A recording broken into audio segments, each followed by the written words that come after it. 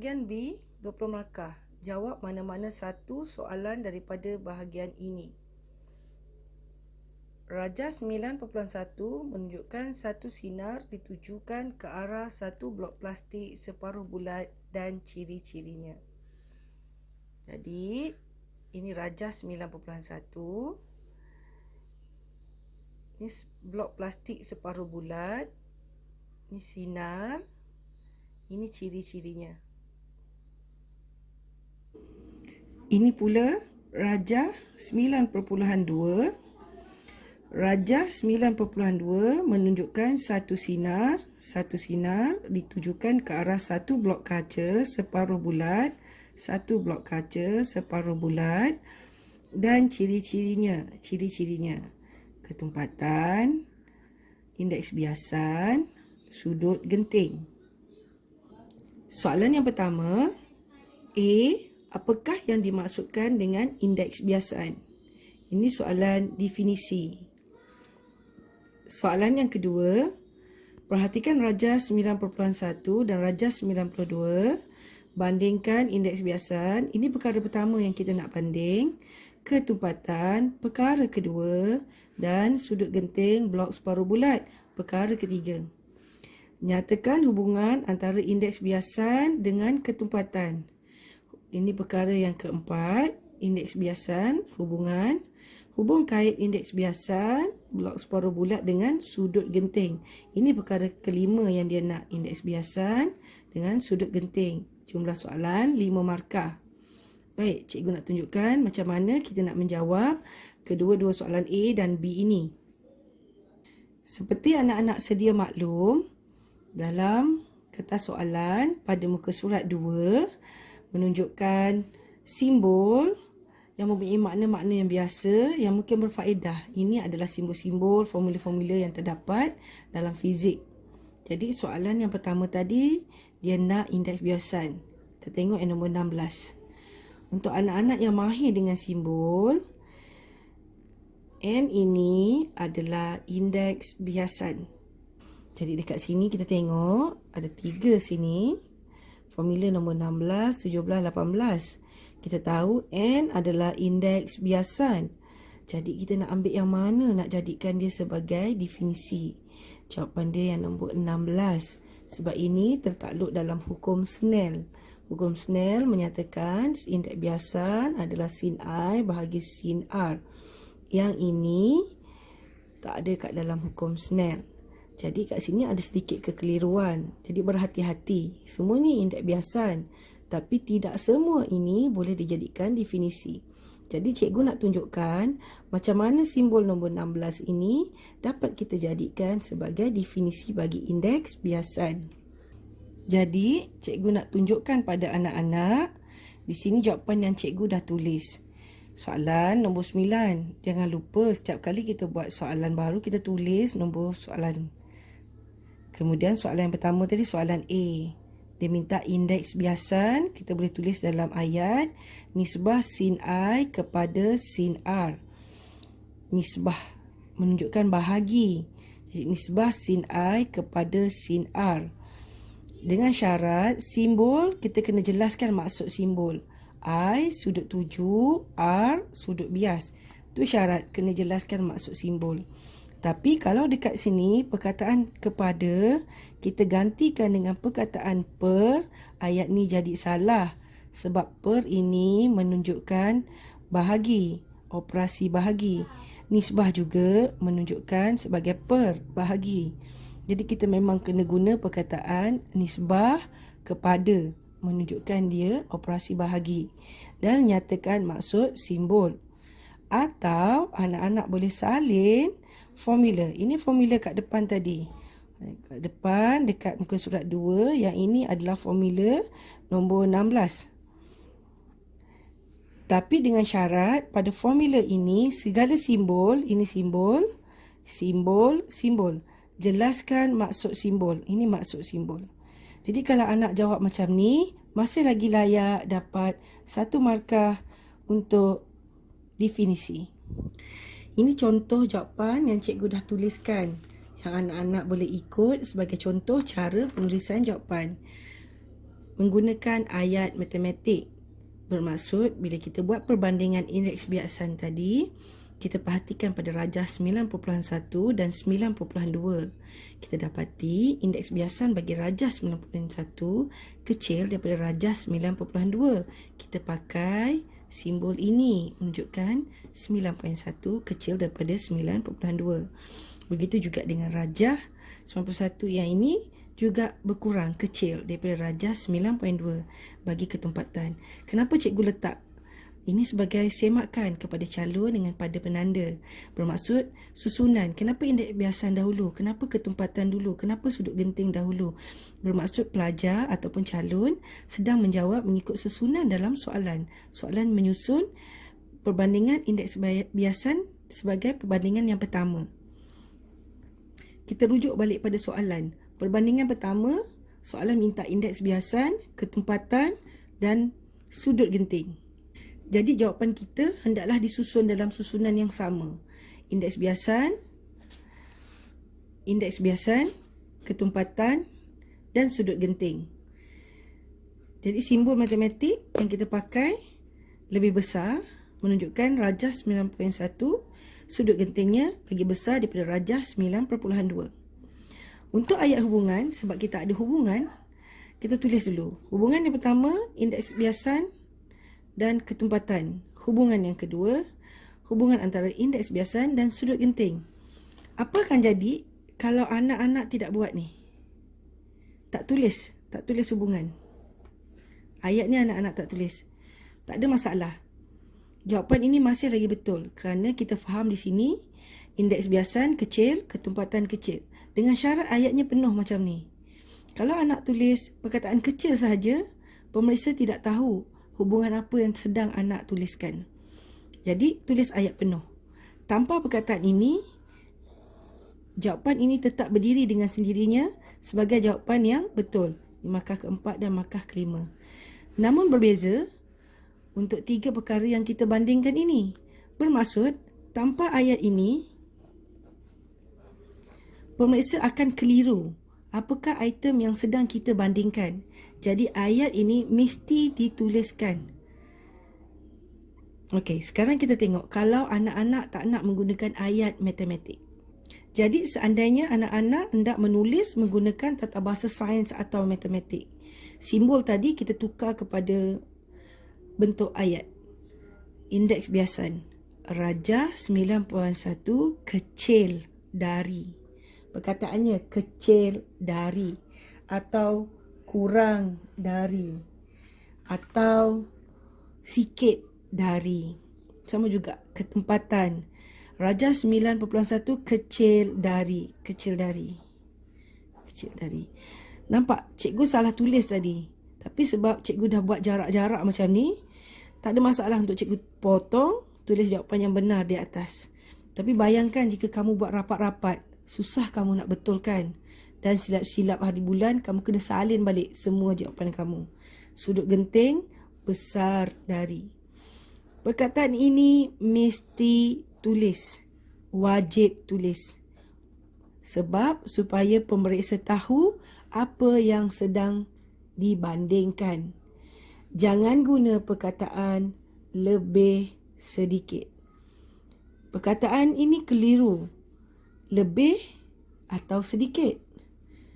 Lebih, kurang. Banyak, kurang. Senang cerita, terus pakai kecil dari. Jangan guna perkataan lebih. Ini membahayakan. Kerana ini menyebabkan kamu hilang markah. Jadi untuk menulis ayat hubungan, anak-anak boleh menulis hubungan berkadar terus. Dengan syarat kena ada ayat penuh.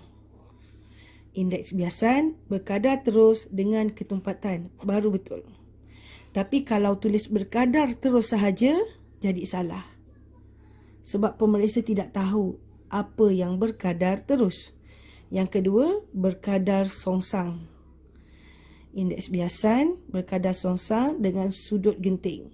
Kalau tulis berkadar songsang sahaja, tak ada hubung kait antara siapa dengan siapa, soalan boleh jadi salah.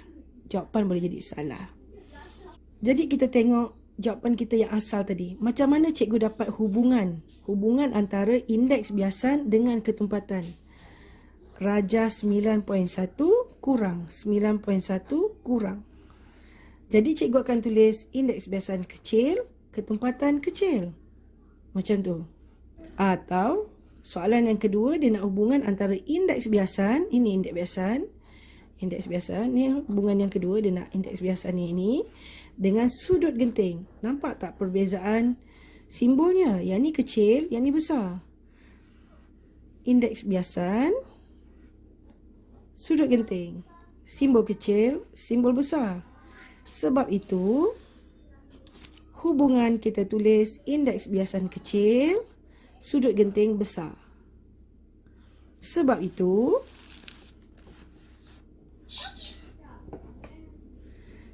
kita buat berkadar songsang. Sebab satu kecil, satu besar. Ada alternatif lain untuk menjawab, iaitu dalam membina bentuk jadual.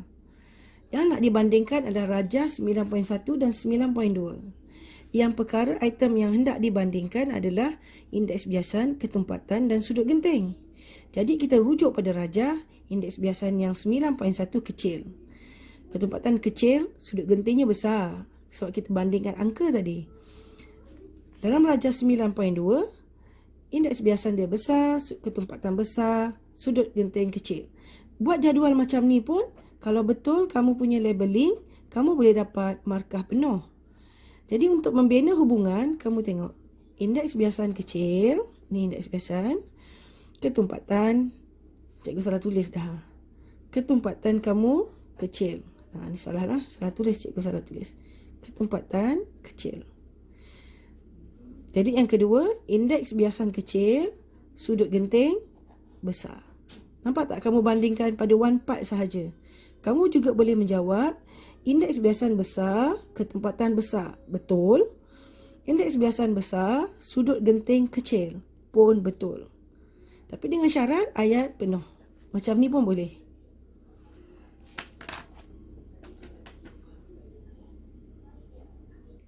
Jadi kita rujuk pada soalan yang berikutnya.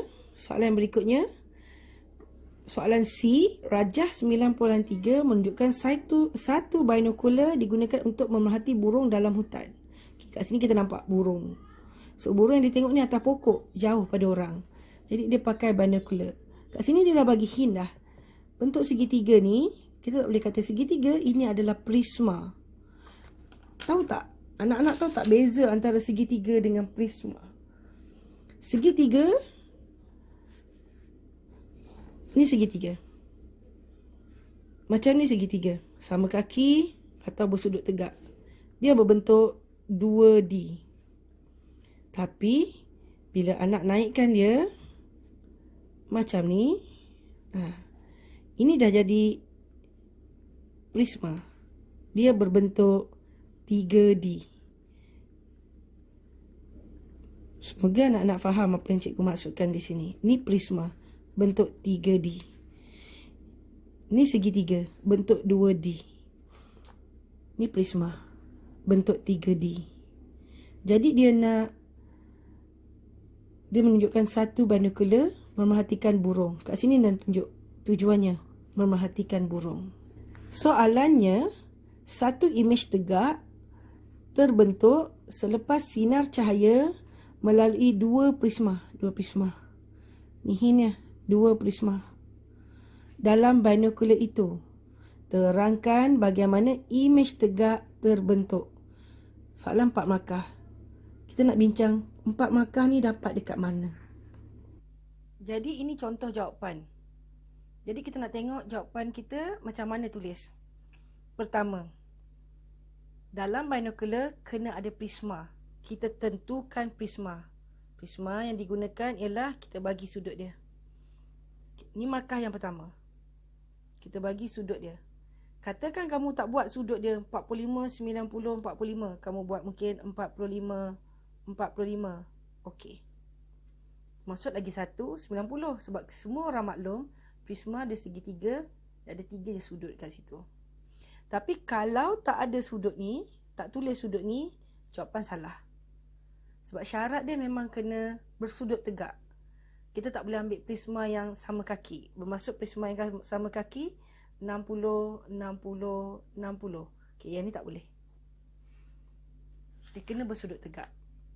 Kedua, cahaya masuk melalui normal pada permukaan prisma. Memang cahaya kena masuk melalui normal. Kalau tak masuk melalui normal, dia akan melakukan pembiasan. Keadaan dia lain. Sekarang kita tak nak dia buat pembiasan. Kita nak dia pantulan dalam penuh. Jadi, ayat ni melalui normal. Ini markah yang kedua. Dan kita bagi tahu sudut tuju dia 45 darjah.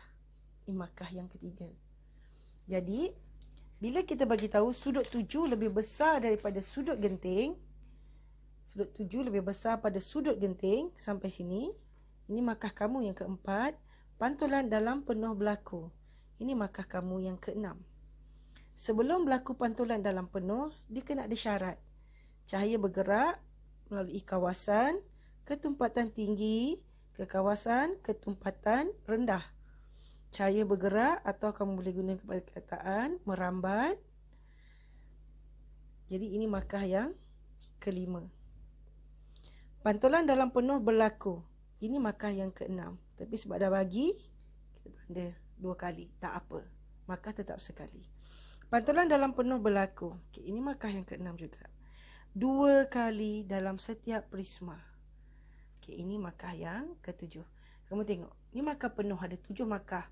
Soalan markahnya 4 sahaja. Jadi markah maksimum yang kamu dapat adalah 4. Takkan dapat 7. Bermaksud di sini cikgu nak jelaskan bahawa banyak poin, banyak kata kunci yang kamu boleh dapat markah.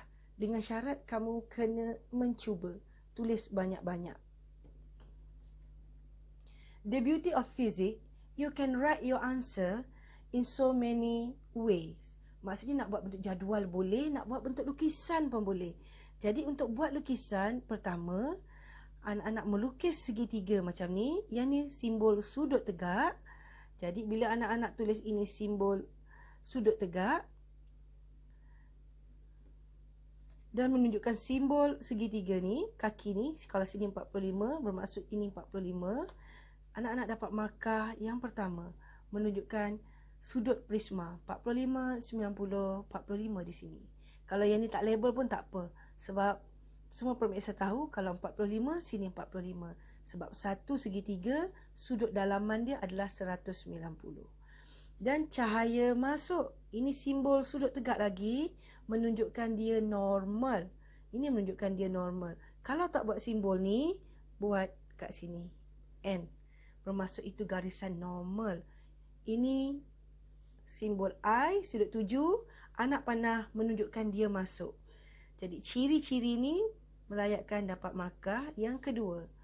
Dan melakukan sudut I. Ini sudut I. Label sudut I. Kita labelkan. Ini markah yang ketiga. Markah yang keempat, nak bagi tahu sudut tuju lagi besar sudut genting. Jadi dekat gambar rajah tak boleh tunjukkan. Markah yang keempat kita kena tulis. Dan kat sini menunjukkan pantulan dalam penuh. Dia masuk, dia pantul kat dalam. Yang ini markah yang kelima. Dan lagi sekali pantulan dalam penuh. Terbias keluar. Ini markah yang ke-7. Dia berlaku 2 kali. Ni salah, ni markah yang ke-6. Markah yang keempat dengan markah yang ke-5 kena tulis. Markah keempat untuk bagi tahu sudut tuju besar daripada sudut genting. Kena beritahu. Jadi kalau tak bagi tahu, tak dapat. Tapi kalau kat sini kita tak bagi tahu, kita tengok markah yang kita ada. Markah 1, markah 2, markah 3, markah 6, markah 7. Kita tetap dapat 5 markah, yang mana markah penuh kita adalah 4. Kita tetap layak dapat markah penuh. Jadi jangan takut untuk menjawab anak-anak. Tulis saja idea yang kita ada.